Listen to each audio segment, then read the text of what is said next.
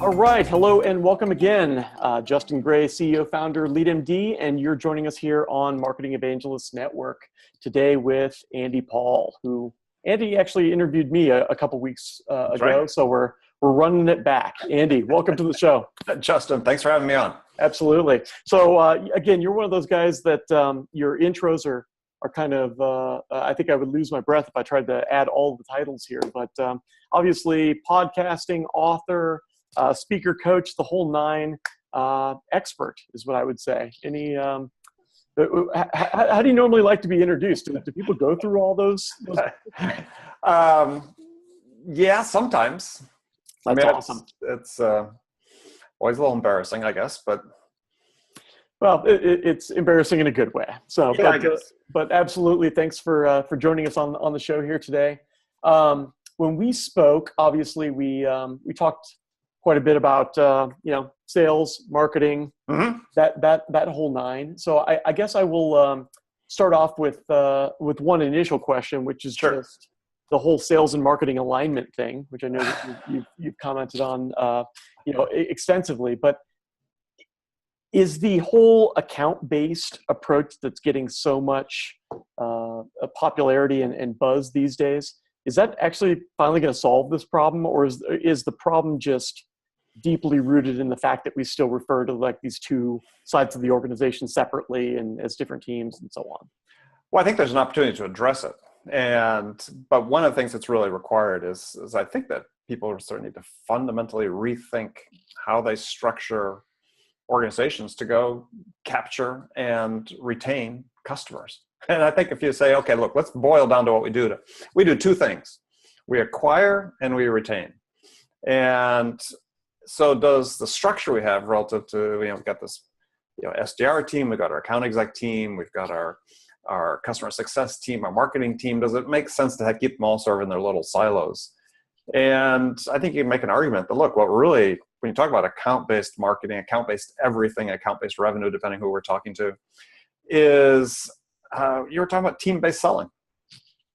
And so why not reconstitute your organization the way that you have teams that together work to capturing and retaining accounts? And maybe that fundamentally shifts how you think about incentive plans, commission plans, bonuses, how you reward people for the work of doing what they're supposed to do, which is capturing new accounts. Yeah, so I was out at SaaStr earlier this week. Yeah, as was I. Sorry we missed you.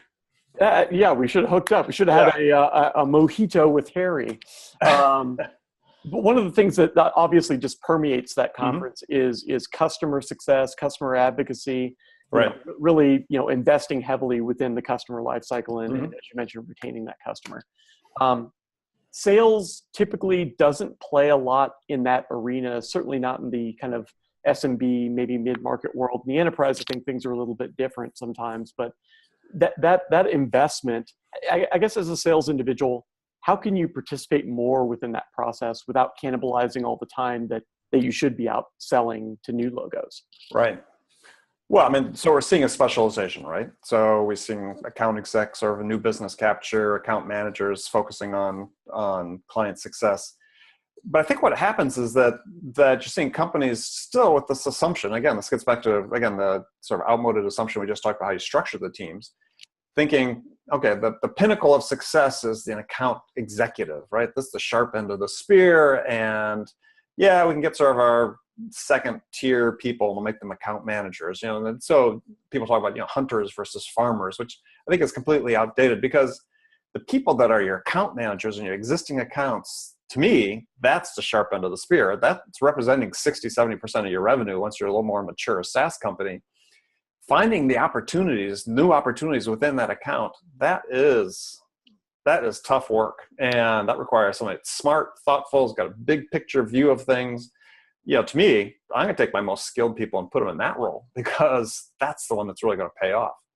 So, it gets back to this point, is we're trying to do this new thing, to some degree, this new construct, we'll say, of account-based marketing, account-based everything, but trying to keep sort of the old structure or structure that old stereotypes even. I think it's time that we really fundamentally rethink those, because it's not going to serve us going forward.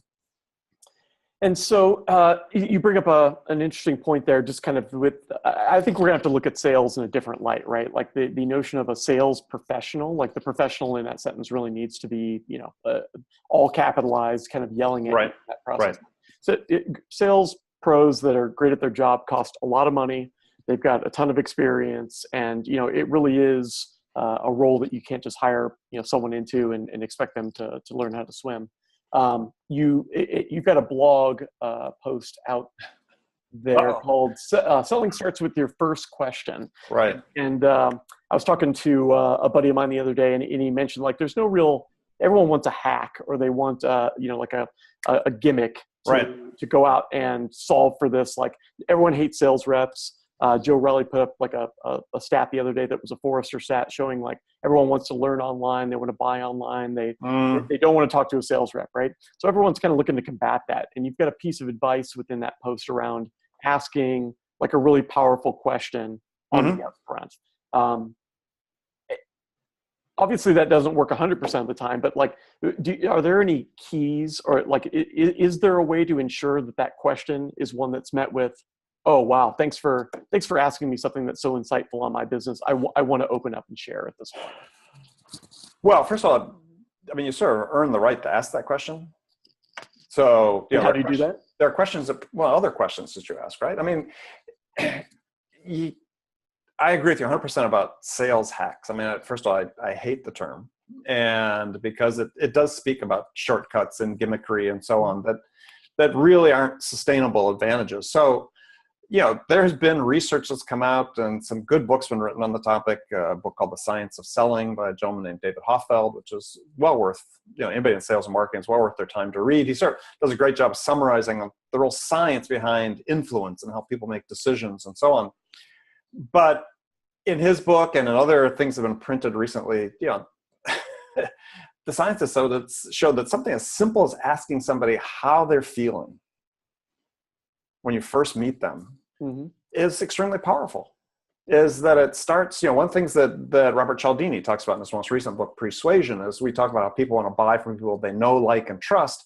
What he found in the research is that actually there's a fourth article in there. People buy from people they know, like, and trust, and that like them, that they think like them. So one of those critical things is not that the customer likes you, which it is, but also the customer thinks that you like them. Now think about that. Who's conscious of that when they're out selling, right? Right. So one of the ways you start, communicating that with the buyer is, you just ask the sincere question. Well, how are you feeling today? And we sort of make that as a throwaway line, but what if it starts becoming something that's authentic? Well, it has an impact. So that's a good first question. And then, it could be some other, we're so dismissive of small talk, and then, we increasingly see that in sales training. And again, another study that came out just this past year said that, well, yeah, to the contrary, small talk is actually extremely important in terms of breaking down the barriers and building this relationship with customers. And yet we're trying to minimize it, because we think we're so busy, we don't have time for it. So that's another question. If you've done your research, people talk about, you can find out 3 things about your prospect in 3 minutes. I think Steve Richard with ExecVision talks about this. It's a great tip. So you go online, you go into LinkedIn, you go into Facebook, Twitter, whatever, you find out 3 things about them, one personal, one business, and so on. You got another question to ask. So then you start building into it. And then you sort of earn this right to say, what I call a killer question, where you're going to ask somebody something about their business they should know, but don't. That's this insightful question that causes them to pause and think. And you get to that point, you start differentiating yourself. You've already started if you're, asking questions preceding that. When you ask that type of question, you start really differentiating yourself from the other salesperson. I think the Forrester stats notwithstanding, sure, if you ask people in general, do you want to talk to a salesperson? No. But if you ask the question, say, do you want to talk to a sales professional who can help you make a good decision quickly? They'll say yes. And that's the challenge that we have as professionals. Then the way to do that is we start asking great questions and listening to the answers. Yeah, so that honesty and kind of that genuine nature and frankly the proactivity to adopt that process and make sure that when you've got a sales call coming up, you're doing a half hour worth of research or an hour worth of research ahead of time, or that you're super prepared for that conversation is, again, uncommon. And so in terms of like your rules for that people should be utilizing to hire these Right. true professionals, Right. what do people need to be looking for within those reps? Yeah, they need to be, first of all, sticking away. I mean, there's some value when you do these standardized assessments and so on, but they're data points. And unfortunately, too many employers are relying on them almost exclusively to categorize people. And so, to my way of thinking, if you have certain skills or attributes that you want a sales professional to have that you're hiring, is you need to put them in a situation where you can test that. And you can't take it for granted that they have it. And I'll give you an example. I had a client where we're trying to hire a director level of sales, and one of the requirements of the job is this guy was going to have to go out and this person was going to have to go out and make some presentations. And there wasn't a huge company, so they were going to be self-sufficient in terms of coming up with their presentation material. And so we brought candidates into a room and set them down with a laptop and PowerPoint and a brochure and said, we're going to come back in 5 minutes. We just want to see a couple slides about this product, and you're going to stand up and pitch it to us. Hey, yeah, we brought in 15 people into that room, and 3/4 of them left without doing it. Wow. So when you put people to the test, they have to show that they actually have the goods. And so that's one. And the other is stay away from the really outdated descriptions about hunters and extroverts and aggressive and so on. I think that in his book, The Science of Selling, David Hoffeld talks about this, where studies shown studying production between extroverts and introverts, and they were roughly the same. But there was a third category, which is people that sort of embodied the best of both, called the ambiverts. Mm-hmm. And they performed about 75% better than the extroverts or the introverts. So yeah, you guys, I've never had a customer, and I talk about this in presentations I make, is, I've never had a customer when I was a sales manager pick up the phone, call me and say, Andy, we like your product and service, but the trouble with your salesperson is they're just not salesy enough. And customer's never going to say that, because that's not one of the things they're looking for yet. That's right. What we're hiring. Right. Yeah, I think that breakdown between kind of product focused sales individuals and then relationship focused sales individuals, that kind of relationship skill set tends to be what everyone thinks about in terms of hiring a sales rep. Are they out there? Are they likable? Are they outgoing and aggressive and so on? Yeah. But frankly, the people that most certainly within the software business and where you may have a complex product and they need to see themselves using it and they want to discuss those use cases, that kind of product-based approach is often a much better fit. Well, but they're not antithetical. And so I ask a question oftentimes in my podcast of guests. So for the guests to come back a second time, they get a second set of questions. And so one of the questions the second time around is it easier to teach a technical non-salesperson how to sell or teach a salesperson how to sell a technical product? And I'd say about 75% of the people are saying, oh yeah, much easier to teach a non-technical salesperson how to sell a technical product. And I disagree wholeheartedly. So, we overestimate how important this, sort of outward extroversion, there's a whole stereotype about, well, technical people don't have people skills. Well, it's like, what people skills do you need? What you're trying to do as a sales is you're trying to service somebody. You're trying to help them solve a problem. Technical people are sort of trained to be analytical and diagnostic and to help people. And, as long as they're not drooling at the mouth, they probably have people skills. They get along in life. I had one client where our number one salesperson was pathologically shy. He was a killer. He was a killer because he was just so credible about the product and service he was selling. He was passionate about it. He wasn't going to go out of his way to shake your hand. And I worked with him off and on for 3 years, and he could still walk by me in the halls and not say hi. But he was just absolute one of the best salespeople I've ever seen. Yeah, it's strange how that quality of empathy and being able to put yourself into the buyer's shoes is really, across the board when you're hiring for different positions tends to be like the number one trait that we hear just over and over again. Like, can they be empathetic? Can they understand what someone else is going through, whether it's sales or customer service or, engineer, developer, so on and so forth. Like it's strange how central that trait is to success these days. What? And I think another one that's really very central, and some companies do a great job of hiring for this, is, are they coachable? Mm-hmm. Because unfortunately, we hire a lot of people with sort of, preset beliefs about how the world operates and how people operate and how they should operate. And they're closed off to coaching, if they're even offered good coaching to begin with. And I remember talking to Mark Robert, interviewing him on my show, and talking about what they did at HubSpot in the early days when they were, actually not the early days, so they're still doing when they're interviewing sales candidates, is they'd have them, give a little presentation or do something that was them standing up and presenting information. And then they would give the person feedback and have them leave the room and come back in a few minutes and give the presentation again. And they were seeing, did they incorporate any of the feedback into their second time around? Totally. And that becomes really crucial. And if you're trying to hire a team, because to your point early on, you said putting professional in all caps is, we have a learning deficit in sales. We don't have enough of people who are just burning with curiosity to learn about their customers, learn about new products, new services, learn what they can do to better serve their customers.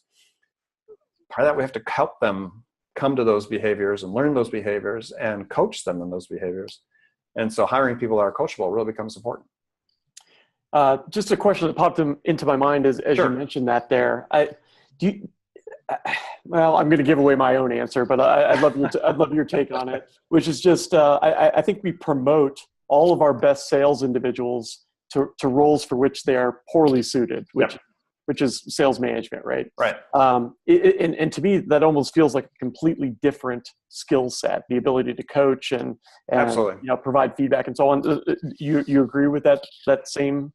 Yeah, well, I think we do tend to promote too many people who aren't interested in being managers because they perceive it to be the only path they have going forward. Right. And so one of the problems we have with salespeople is if they're good, they are the curious person. They are the person that wants to learn something. They want to keep doing new and challenging things. And so we sort of make it seem like the only available path to do something more challenging is to get promoted. And so that's really becomes, our challenge as managers say, look, well, no, it doesn't have to be that way. We can promote you working on bigger accounts, more complex accounts, maybe do some strategic business development, do something that they get to improve their skills, because that's really what they want. And I draw the analogy that we see all the time in tech companies where engineers leave and go to the sort of hot new thing, and partially because they always want to be working on hot new things, improve their skill set, improve their marketability. Salespeople have the exact same imperative. So the good ones do, at least. Right. So we have to be more thoughtful about the career path we structure for them that's outside of management, because most of them would vote to stick there, quite frankly. Yeah, absolutely. And certainly once they've been in management, they want to go back, right? Well, I've known several people that did. Yep. I worked for a guy who's vice president of a company, and he's a good friend of mine, and he took his career path where about 5 years later, he was just a regional sales guy for a company, making more money than he was as the VP, and completely in control of the schedule and loving it. So in terms of your always be learning and your best sales reps are looking for a path to innovation and kind of, I think, building even their own brand these days. There's a lot of there's a couple SDRs and SDR leaders out there that are really building a personal brand around how do you do this stuff, creating content and so on. What are your thoughts on sales? I think you did a podcast with Carol Hogan around creating content for sales, but what do you think about sales creating their own content? You're trying to get me in trouble, right? Well, I think the bottom line sales is you got to do what you got to do, right? Right. People say, hey, why aren't you out making more calls? Or I wish I was getting more leads. And it's like, well, great, you can wish you get more leads all you want, but at the end of the day, you got to do what you got to do to get prospects in the door. In an ideal world, sales isn't creating their own content. I think one of the disconnects that we see common between marketing and sales is that marketing's content's created in a marketing voice, and sales speaks with a different voice. Right. And so getting the content that expresses things the way they feel comfortable expressing it is always a challenge. And so you talked about alignment early on. If you get marketing people more embedded with sales, going out on calls, listening to calls more frequently, then perhaps they can start assuming some of that voice. But yeah, we've all seen the stats. Salespeople, it's been I've seen between 18 and 30% of their time customizing content or looking for Right. content.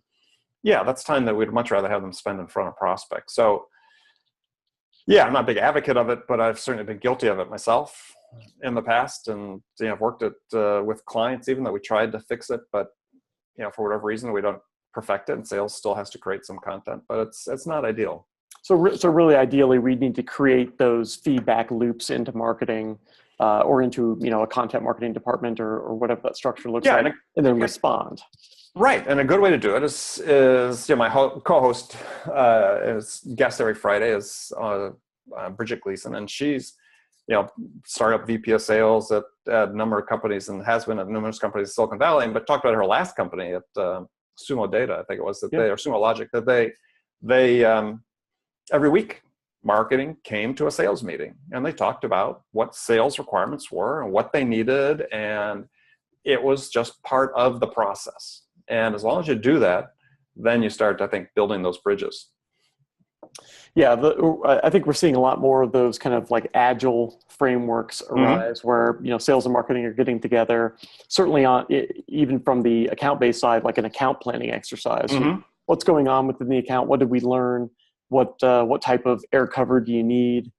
What type of content do you need, and so on and so forth. Those meetings and albeit brief, seem to be having a great impact on that sales and marketing alignment process. Well, I think it certainly can, and I think what is required is just consistency and discipline in the implementation. Because I've talked to a number of VPs of sales that are implementing account-based sales development, account-based revenue, whatever name we're going to give it here, and they have great stories to tell, and then I'll talk to maybe a consultant that's working with them and saying, you lift up the lid and it's all the same it was before. Right. So we really need to use this opportunity to say, look, we can't just say this is what we're doing. We fundamentally have to change what we're doing.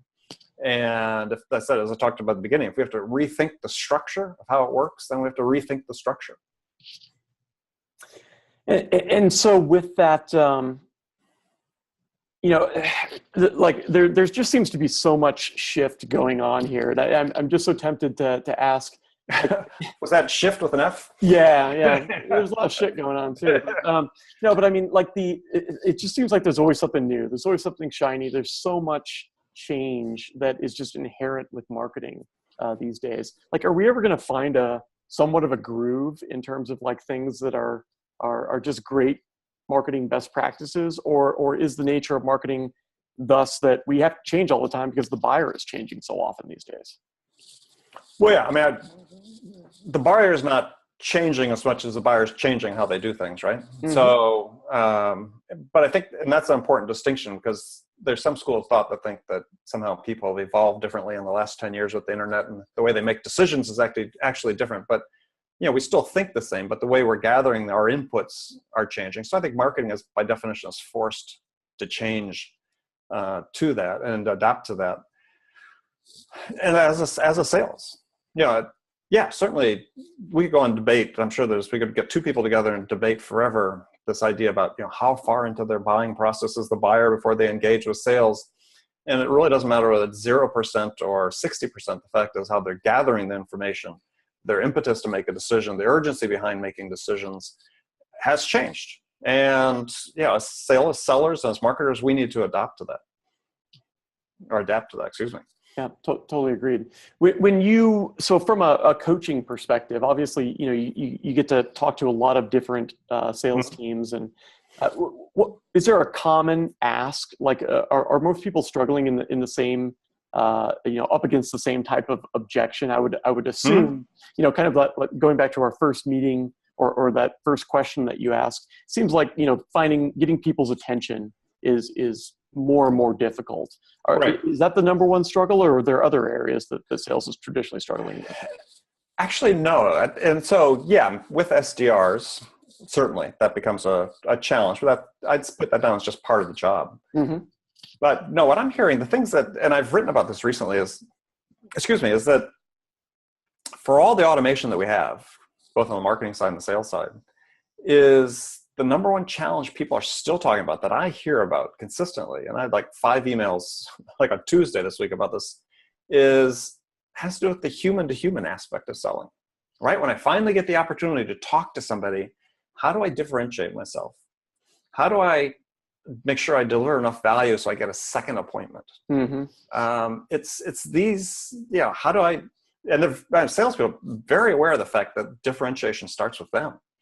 And so that is one of the key questions. How do I create a positive first impression on somebody?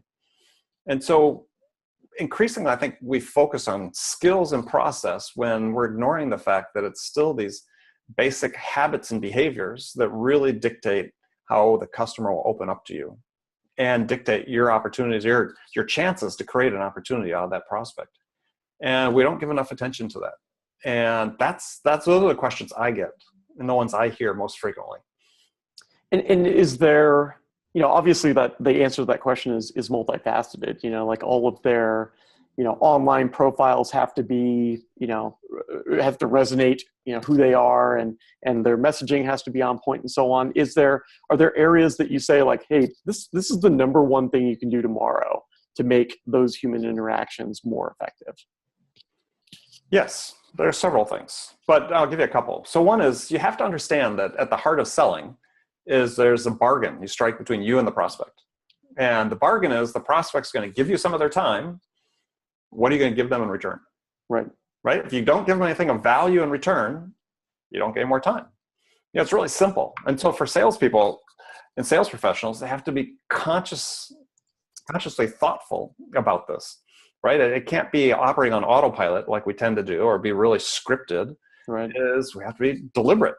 And so what is the value I'm delivering to the prospect for the time they're giving me? And that to me is use the analogy of like golf, swing thought. We always talk about what's the swing thought you have in mind. Well, value is the swing thought for sales.